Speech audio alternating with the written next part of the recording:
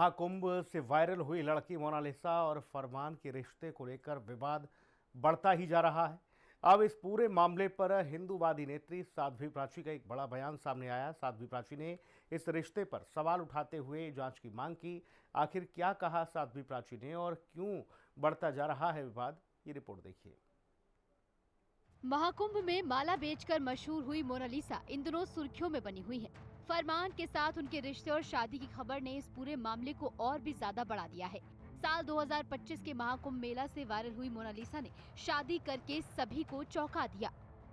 पहले मोनालिसा ने फरमान खान के साथ कोर्ट मैरिज किया, फिर तिरुवनंतपुरम में हिंदू रीति रिवाजों से शादी की। शादी के बाद दोनों ने भगवान का आशीर्वाद लिया। मोनालिसा लाल बनारसी साड़ी में सजी दिखी। उनके मांग में सिंदूर और गले में मंगलसूत्र दिखा।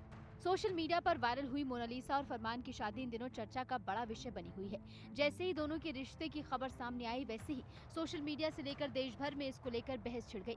इस मामले पर लोगों की तरफ से अलग अलग तरह की प्रतिक्रियाएं भी सामने आने लगी। कुछ लोग इसे दोनों की निजी पसंद बता रहे हैं, तो वहीं कुछ इस रिश्ते पर सवाल भी खड़े कर रहे हैं। अब इसी बीच इस पूरे मामले को लेकर हिंदूवादी नेत्री साध्वी प्राची का बड़ा बयान सामने आया। उन्होंने इस संबंध को लेकर कड़ी आपत्ति जताते हुए इस शादी को लव जिहाद और पीएफआई की फंडिंग से जुड़ा बताया। उन्होंने कहा कि फरमान अगर हिंदू बनकर शादी करता तो हम उसका स्वागत करते, लेकिन उसने मोनालिसा के साथ लव जिहाद किया है। उससे ना तो लव जिहाद की जानकारी है, ना मदरसों की ट्रेनिंग का ज्ञान। बहुत सीरियस मामला है। हम लोग इसको लव जिहाद कह करके छोड़ देंगे। इसमें 100% पीएफआई के कनेक्शन है। शादी ये दिल्ली में भी हो सकती थी। बागपत का लड़का है फरहान, ये बागपत शादी क्यों नहीं की? मोनालिसा से बहुत प्यार था ना, मोनालिसा को बागपत लेकर के आता और यहाँ मंदिर में शादी करता, हिंदू बनता, अपना धर्म परिवर्तन करके मोनालिसा के साथ शादी करता। साध्वी प्राची यही नहीं रुकी, बल्कि उन्होंने इस पूरे मामले को धर्मांतरण से भी जोड़ दिया। उन्होंने कहा कि मदरसों में धर्मांतरण, लव जिहाद और लैंड जिहाद की शिक्षा दी जा रही है। उन्होंने मोनालिसा को नाबालिग बताते हुए फरमान के परिवार की भी जांच की मांग की। साध्वी प्राची के अनुसार फरमान का परिवार अपने बचाव में बयानबाजी और ड्रामेबाजी कर रहा है।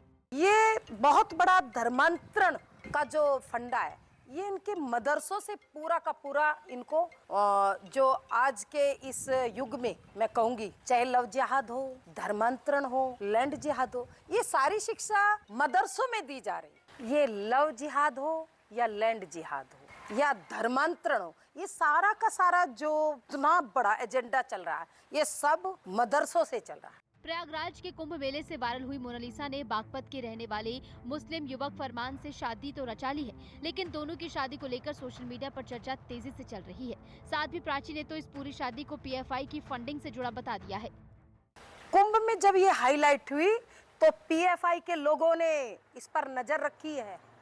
पीएफ के लोगों ने ही ये इतना बड़ा कांड कराया है केरला में। शादी बागपत क्यों नहीं हुई? शादी दिल्ली क्यों नहीं हुई? शादी लखनऊ क्यों नहीं हुई? यूपी में होती ना, क्यों नहीं की? क्योंकि यहाँ बाबा जी का लठ मजबूत है।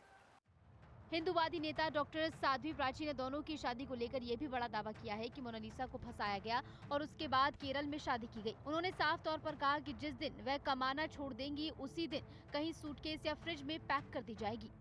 वो जो लड़की है मोनालिसा, वो तो कमाऊ पूत है। फैक्ट्री उसकी अच्छी चल रही कमाने की, फिल्म इंडस्ट्री में खूब कमाएगी।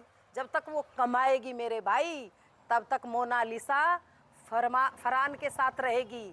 और जिस दिन उसकी कमाई बंद हो जाएगी 2-4 बच्चों के साथ, वो सूटकेस में पैक होके आएगी या फ्रिज में कुल्फी जम के आएगी। मोनालिसा और फरमान की शादी को लेकर अब धर्मगुरुओं की भी प्रतिक्रियाएं सामने आने लगी हैं। जैसे जैसे मामला सोशल मीडिया पर वायरल होता जा रहा है, वैसे वैसे अलग अलग धार्मिक और सामाजिक संगठनों के लोग भी अपनी राय दे रहे हैं।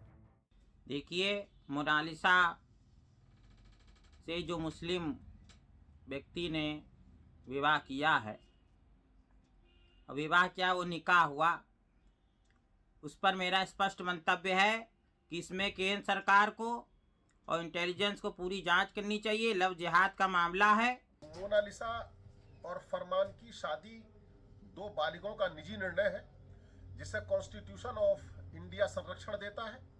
इसलिए किसी तीसरे पक्ष को इसमें विवाद पैदा करने का कोई अधिकार नहीं है। देश संविधान से चलेगा, किसी साध्वी या व्यक्ति के बयान से नहीं। आखिर में यही कहूंगा कि किसी भी शादी को धर्म और राजनीति का मुद्दा बनाना संविधान के अनुरूप नहीं है और ना ही भारतीय समाज के हित में है। फिलहाल इस पूरे मामले को लेकर सोशल मीडिया से लेकर राजनीतिक और धार्मिक संगठनों के बीच बहस लगातार तेज होती जा रही है। अब इस पूरे मामले पर सपा नेता एसटी हसन ने भी अपनी प्रतिक्रिया दी है। अगर दो बच्चों ने प्यार किया है और शादी कर ली तो आपको क्या परेशानी है?